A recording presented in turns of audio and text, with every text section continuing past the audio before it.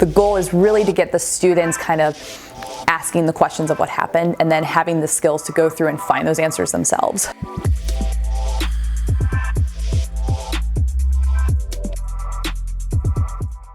So over the 2-year course of the IB History of the Americas, what we cover is we do U.S. history, but it's really the global perspective.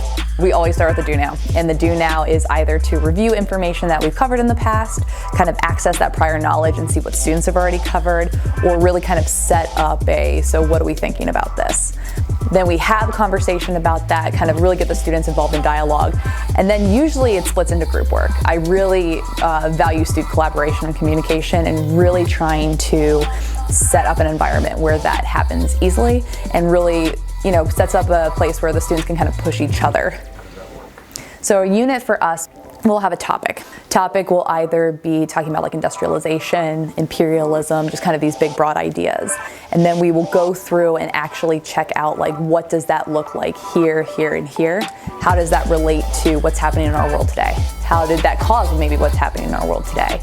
So one thing we learned, like a certain unit we covered this year in IB History, was about like monopolies in the Gilded Age and the difference between vertical and horizontal integration. And I found it really interesting because like outside of school I work at a Starbucks, and I got to like use what I learned in school to like see the difference like outside. Like when I went to work, I remembered, I'm like, oh yeah, they buy all the cups and all the like farms and all the things, like all the different types of milk and merchandise.